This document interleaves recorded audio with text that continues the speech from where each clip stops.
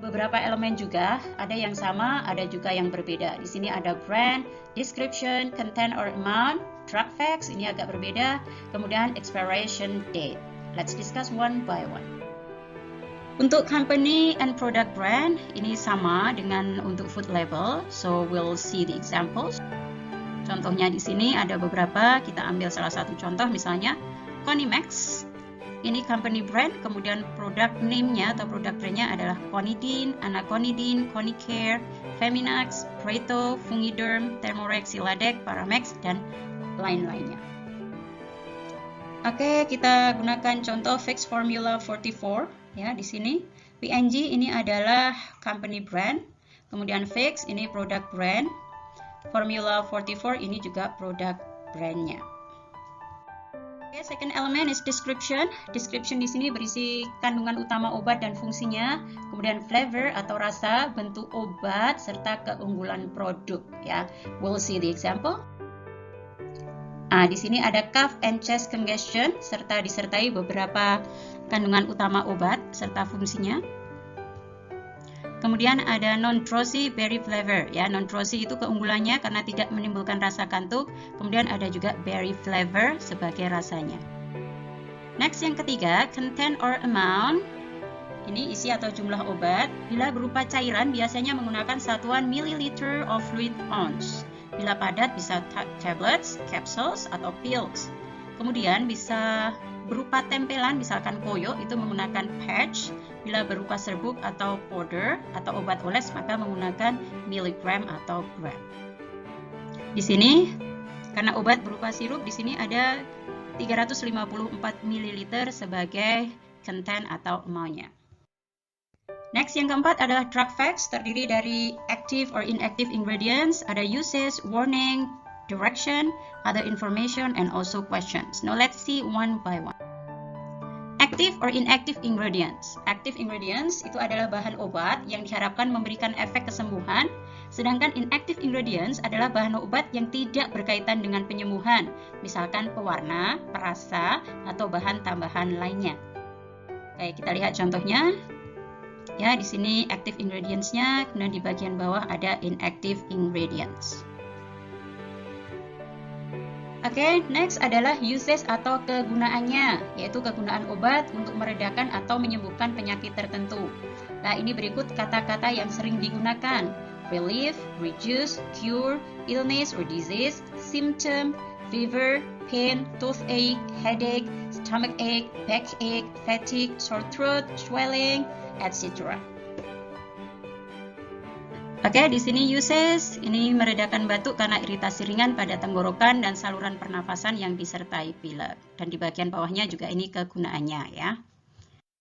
Adalah warning atau peringatan, ada beberapa peringatan juga di sini terkait penggunaan dengan obat lain, penyakit lain, penghentian pemakaian, kemudian peringatan bagi ibu hamil atau menyusui, kemudian juga peringatan untuk menjauhkan obat dari jangkauan anak-anak.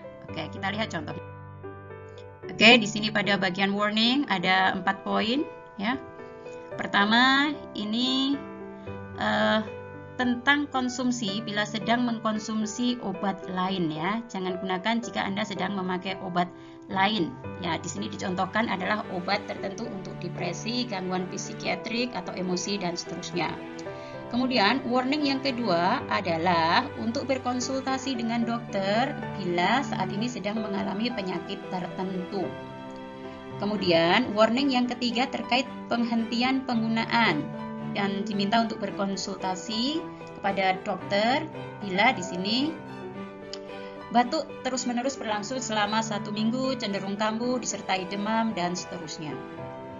Yang terakhir terkait ibu hamil atau menyusui ya, ini harus berkonsultasi bila ingin menggunakan obat ini. Dan yang terakhir adalah keep out of reach of children ya, jauhkan dari jangkauan anak-anak. Serta bila terjadi overdosis segera mencari bantuan seperti itu. Next adalah direction and dosage ya, petunjuk dan dosis ya. Petunjuk di sini biasanya kalau obatnya berupa sirup, kita diminta mengocok dulu. Kemudian sebelum atau sesudah makan, atau kemudian jangan melebihi dosis dan yang lain-lain.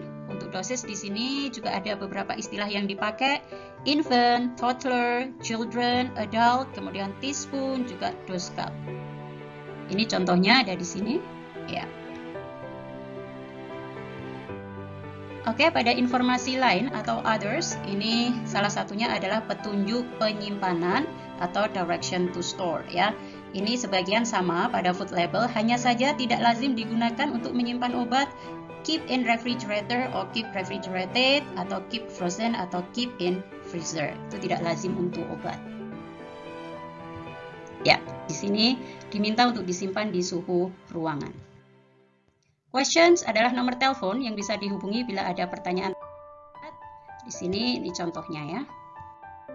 Kemudian yang bagian terakhir adalah terkait expiration date, yaitu tanggal kadaluarsa.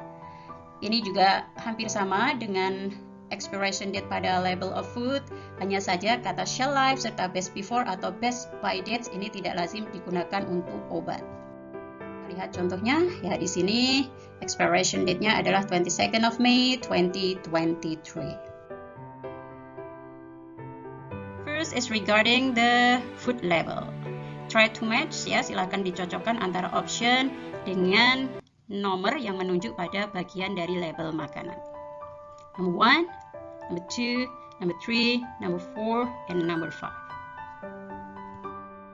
Oke, next, ini about drug label, sama seperti tadi, silahkan dicocokkan. Bagian 1 itu apa, bagian 2, 3, 4, dan 5 dengan option yang ada.